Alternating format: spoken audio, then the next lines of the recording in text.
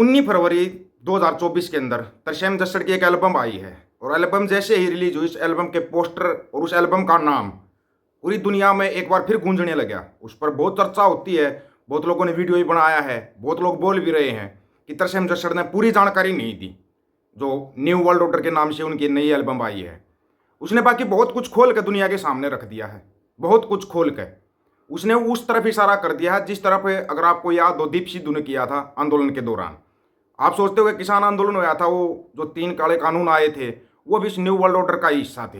बार बार ये बात उठती थी, जो ज़्यादा पढ़े लिखे हैं वो बोल देते थे, कम पढ़े लिखे थे वो अपने चलो छोड़ो भाई, अपने काम पर रहते थे भाई, छोड़ो ये हमारी समझ में नहीं आता है, ये बात बोल देते हैं। लेकिन आज का वीडियो कहीं पर भी स्किप मत करना, आपको पहले बता रहे हो, सुनना तो ध्यान से सुनना। ये हकीकत में ये चीज़ है क्या? अभी जो आंदोलन हो रहा है ये क्यों हो रहा है, और पंजाब से ही आंदोलन क्यों उठता है? सोचने वाली बात है कि पंजाब से ही आंदोलन क्यों उठता है, और आंदोलन उठता है फिर उसमें खालसा राज का जिक्र होता है, महाराजा रणजीत सिंह जी के राज का जिक्र होता है। क्यों होता है वो? न्यू वर्ल्ड ऑर्डर ये कोई छोटी मोटी चीज नहीं है, और इसके रास्ते का सबसे बड़ा रोड़ा ही पंजाब है। पूरी दुनिया में लागू हो रहा है, दो एजेंडा 2030 तक का बता रहे, पूरी दुनिया में लागू हो रहा है, लेकिन इसके रास्ते का सबसे बड़ा रोड़ा है पंजाब। पंजाब की उपजाऊ जमीन पर इनकी नजर है। ये मत समझना सिर्फ कि भारत सरकार नजर रख रही है, नहीं, जो दुनिया को चलाते हैं, जिसको इम्यूनिटी ग्रुप बोलते हैं, क्या बोलते हैं, 13 परिवार, जिनके पास दुनिया का पूरी जितनी जो दौलत पूरी दुनिया में, इतनी दौलत 13 परिवार में, उससे ज्यादा दौलत है। 500 मिलियन बिलियन पता नहीं कितने डॉलर की उनकी दौलत है, इतनी दुनिया में, इतनी उनके पास है। ये चीजें हैं क्या? आपको याद है जब पिछला आंदोलन हुआ था, जो 3 काले कानूनों वाला आंदोलन हुआ था, जब शंभू से और दिल्ली की तरफ चले थे पंजाब के युवा, तब दीप सिद्धू का इंटरव्यू लिया गया था, एक इंटरव्यू। उसमें दीप सिद्धू ने क्या बोला था? ਜੜਾਂ ਤਾਂ ਕਿਤੇ ਅਮਰੀਕਾ ਚ ਜਾ ਕੇ ਪਈਆਂ। ਨਿਊ ਵਰਲਡ ਆਰਡਰ ਦੀ ਜੇ ਆਪਾਂ ਹੁਣ ਥੋੜੀ ਜਿਹੀ ਇੰਟੈਲੈਕਚੁਅਲ ਗੱਲ ਕਰੀਏ ਇੱਥੇ, ਤਾਂ ਅਸੀਂ ਐਕਚੁਅਲੀ ਨਿਊ ਵਰਲਡ ਆਰਡਰ ਦੇ ਅਗੇਂस्ट लड़ रहे हैं। ये दीप सिद्धू का इंटरव्यू था। उस समय पर लोगों ने इसका ध्यान नहीं दिया कि भाई हम कर रहे हैं अपने इंडिया में आंदोलन कर रहे हैं, 3 काले कानूनों के खिलाफ आंदोलन कर रहे हैं, इसमें न्यू वर्ल्ड ऑर्डर का क्या मतलब है? वह था ये, अगर लोगों ने प्रेस किया था, इसकी तरफ ध्यान नहीं दिया। या सिद्धू मूसेवाला के जो गाने होते हैं उन पर किसी ने ध्यान नहीं दिया, लेकिन जिसने ध्यान दिया वही उसका फैन हो गया, वही फैन हो गया था उसका। दीप सिद्धू, सिद्धू मूसेवाला इन चीज़ों के ऊपर बोलने लगे थे। अभी कुछ दिन पहले का यो क्या आपका हनी सिंह है ना, हनी सिंह का इंटरव्यू देख लो आप उठा के, उसने भी बोली है बात कि नहीं नहीं वो बहुत पावरफुल है, उनके खिलाफ हम कुछ नहीं बोल सकते। जैसे इसका इम्यूनिटी ग्रुप के ऊपर इंटरव्यू लिया गया, आप ध्यानपूर्वक देखना, हॉलीवुड, बॉलीवुड या फिर पंजाब के बहुत से सिंगर, पंजाब के सिंगर भी हैं जो अच्छे सिंगर भी हैं, लेकिन वो ना एक ट्रायंगल का साइन बनाते हैं। खुद मोदी साहब कितने बार बोल चुके हैं आपको, आप संसद में कभी चर्चा होती देख लेना, मोदी साहब ने एक बार नहीं 1000 बार बोला हुआ है कि न्यू वर्ल्ड ऑर्डर, एक पृथ्वी, एक कानून, एक परिवार। अभी पीछे ही तो ये सब हुआ था ना, इसके ऊपर बोला था, लेकिन लोगों की समझ में नहीं आ रहा। महाराजा रणजीत सिंह का जो खालसा राज था वो इस न्यू वर्ल्ड ऑर्डर का सबसे बड़ा रोड़ा था।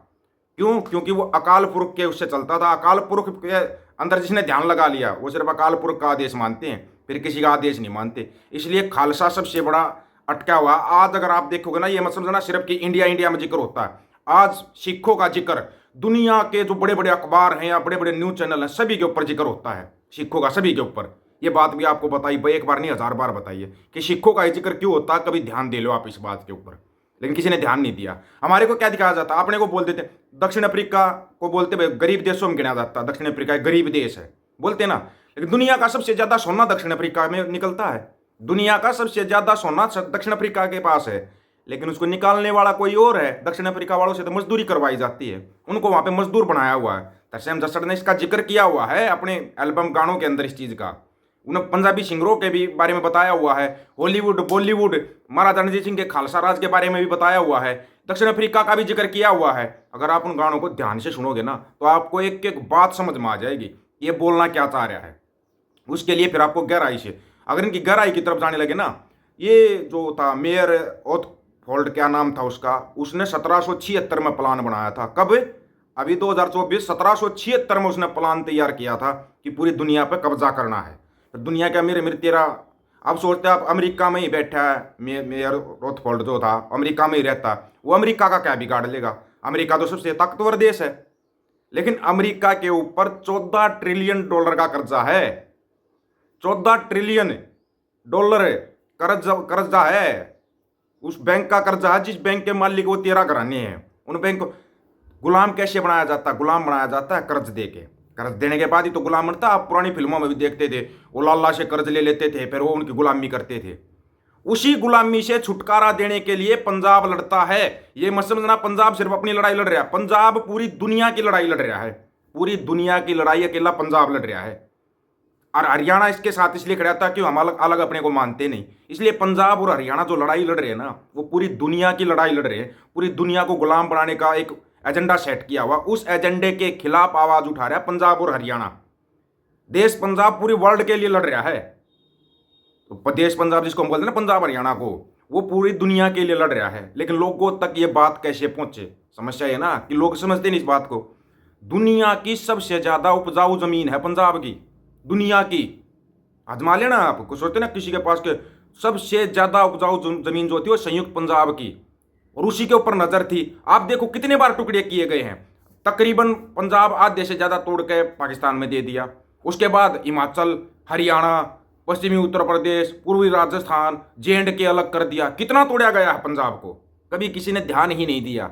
ध्यान ही नहीं दिया कि संयुक्त पंजाब के टुकड़े क्यों होते हैं इतने। इतने तो रूस जो सबसे बड़ा देश था उसके टुकड़े नहीं हुए, इतने टुकड़े हमारे संयुक्त पंजाब के हुए हैं। लेकिन लोगों ने इस तरफ समझा ही नहीं कि हमारी जो यार जमीन है ना, जमीन है, इसके ऊपर नजर है लोगों की। भाई अलग अलग टुकड़े कर दो यार, पंजाब को दबाने की कोशिश करो, हरियाणा को दबाने अलग दबा लो, हिमाचल को अलग दबा लो, यूपी को अलग दबा लो, राजस्थान को अलग दबा लो, अलग अलग दबा लेंगे। लेकिन अगर लोगों की समझ में आ जाए, हमारी ताकत एक जगह पे हो जाए और निशान साहिब के झंडे के नीचे इकट्ठे हो जाए, अकाल पुरख आपकी मदद करेंगे। अकाल पुरख मदद करेंगे आपकी। हो सकता है ये वीडियो ना चले, कोई बात नहीं, मत चलने दो। लेकिन एक एक बात को आपको ना समझना पड़ेगा, समझना पड़ेगा। ये लड़ाई कोई छोटी मोटी लड़ाई नहीं है। कहीं आप सोच रहे हो बस हम तो अपनी ज़मीन बचा लेंगे, हम सुरक्षित नहीं है। हम सुरक्षित नहीं है। हम बहुत ऊपर से प्रेशर दिया जा रहा है, बहुत ऊपर से, और उस प्रेशर में आ जाएंगे लोग। यहाँ पे लड़ रहा है पंजाब, ये लड़ाई है। चाहे वो 3 काले कानून थे, वो फिर दूसरे रूप में आ जाएंगे, आपके सामने लाने पड़ेंगे, क्योंकि 2030 तक तो अपना एजेंडा सेट करना, वो ले आएंगे उन कानूनों को। एमएसपी की अब सोच रहा है एमएसपी की लड़ाई है, नहीं है एमएसपी की लड़ाई। अगर एमएसपी की लड़ाई तो टाइमिंग गलत है, टाइमिंग गलत है। लेकिन सबसे मेन लड़ाई है अपनी जमीन बचाने की। जल जंगल और जमीन के ऊपर जो है ना, यहाँ पे कब्जा किया जा रहा है, उन पे कब्जा हो जाएगा, ऑटोमेटिक गुलाम हो जाओगे। उस गुलामी से छुटकारा देने के लिए पंजाब लड़ रहा है, और इसलिए पंजाब को रोका जा रहा है, कहीं ये बातें दुनिया तक ना फैल जाएं। यहाँ पे ना ध्यान देने की जरूरत है, बहुत ज्यादा ध्यान देने की। मैं ये कह रहा हूँ दुनिया को साथ खड़ा हो जाना चाहिए पंजाब के, दुनिया को, क्योंकि अलग अलग करके दबाया गया सबको। और आपको उस गुलामी से अगर छुटकारा चाहिए तो उसके लिए पंजाब लड़ रहा है, और हमारे को कोई कुछ और फिल्म दिखाई जा रही है। इनको पता था भाई हरियाणा के जाएंगे लोग, आप देख लो जो हिसार में आया था लाठीचार्ज, आंसू गैस के गोले, इनको पता था हरियाणा वाले जाएंगे पंजाब के साथ, जाएंगे तो इनकी ताकत बढ़ जाएगी, ताकत बढ़ेगी तो दिल्ली की तरफ जाएंगे। इसलिए रोका जा रहा है हरियाणा को, इसलिए चारों तरफ से बंद किया जा रहा है। जिसके पूरी बातें समझ में आई हो ना, वो कमेंट करना भाई, कमेंट वो करना, छोटी मोटी चीज़ नहीं ये। इनकी जड़ें बहुत गहराई में है, जड़ें बहुत गहराई में। अगर इसके ऊपर वीडियो बनाने लग जाए ना तो पता नहीं हज़ारों वीडियो बन जाएंगे, हज़ारों वीडियो। लेकिन मोटी मोटी उसके अंदर आपको समझाने की कोशिश की है। जिसकी समझ में आई हो अब कमेंट करके अपनी राय रखना कि पंजाब किसके लिए लड़ रहा है। पंजाब पूरी दुनिया के लिए लड़ रहा है, साथ दो, पंजाब का साथ दो। इसलिए कहते हैं हम, दुनिया को बचाने के लिए पंजाब चल रहा है। सभी साथियों को राम राम, नमस्कार, आदाब, सत श्री अकाल। वीडियो को ज़्यादा से ज़्यादा शेयर, चैनल को सब्सक्राइब और बेल आइकन को जरूर दबाना दोस्तों। ऑफिशियल दीपक फौजी यूट्यूब चैनल, बात हक और सच की करेंगे, हक सच की बात हम करेंगे। वीडियो को ज़्यादा से ज़्यादा शेयर करने की जिम्मेवारी आप लोगों की। गज के आखो, वाहिगुरु जी का खालसा, वाहिगुरु जी की फतेह।